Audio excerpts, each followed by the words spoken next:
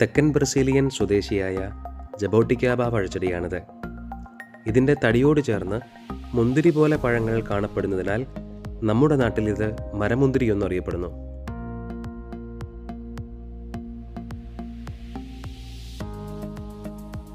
മുന്തിരിയോട് വളരെ സാമ്യമുള്ള സ്വാദോടും ഷേപ്പോടും കൂടിയ ഇവയുടെ പഴങ്ങളിൽ 1 മുതൽ 4 സീഡുകൾ കാണപ്പെടുന്നു.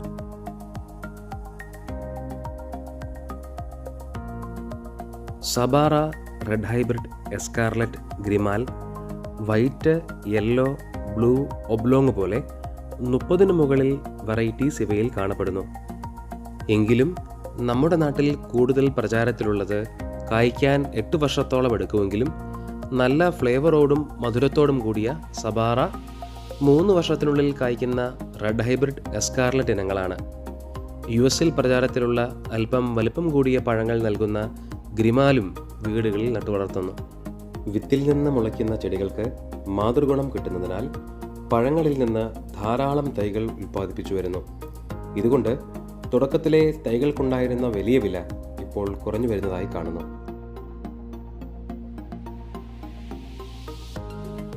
സാധാരണ പഴച്ചെടികളുടേതുപോലെയല്ല ജബോട്ടിക്കാബയുടെ പരിചരണം. പൊതുവെ പഴച്ചെടികൾ നടുമ്പോൾ കുമ്മായ വസ്തുക്കൾ ഉപയോഗിച്ച് pH ന്യൂട്രലാക്കിയതിനു ശേഷം ചാണകപ്പൊടി, വേപ്പിൻ പിണ്ണാക്ക്, എല്ലുപൊടി മുതലായവ മണ്ണിൽ ഇളക്കി ചേർത്തതിന് ശേഷമാണ് ചട്ടികളിലോ ഭൂമിയിലോ നാം ചെടി നടാറ്.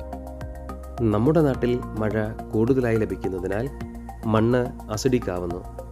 കുമ്മായം, ഡോളോമൈറ്റ്, പച്ചക്കക്ക മുതലായവയിൽ ഏതെങ്കിലും ഒന്ന് മഴയ്ക്ക് മുൻപോ സാധാരണയായി മഴയ്ക്ക് ശേഷമോ എല്ലാ വർഷവും പ്രയോഗിക്കുന്നതാണ് പൊതുവെ എല്ലാ വിളകൾക്കും അഭികാമ്യം.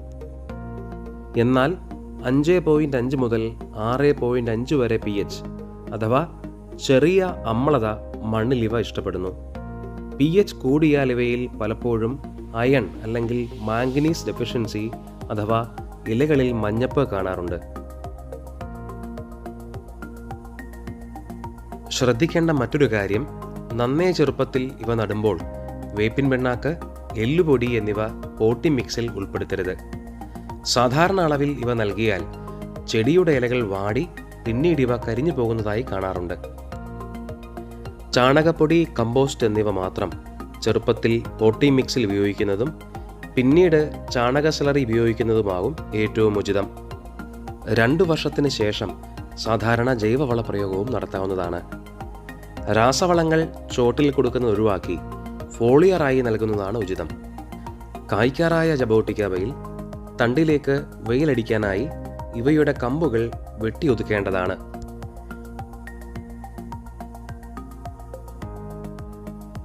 പ്രൂണിംഗ് ചെയ്ത മുറിവുകളിൽ കറ്റാർ വാഴയുടെ ജെല്ലോ ഏതെങ്കിലും ഫംഗിസൈഡോ സാധിക്കുമെങ്കിൽ പുരട്ടിക്കൊടുക്കുക.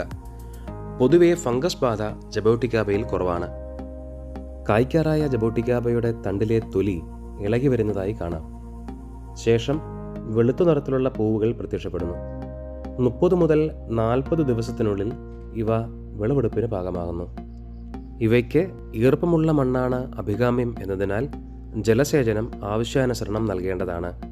എങ്കിലും ചുവട്ടിൽ വെള്ളം കെട്ടിക്കിടക്കാതിരിക്കാൻ പ്രത്യേകം ശ്രദ്ധ വേണം.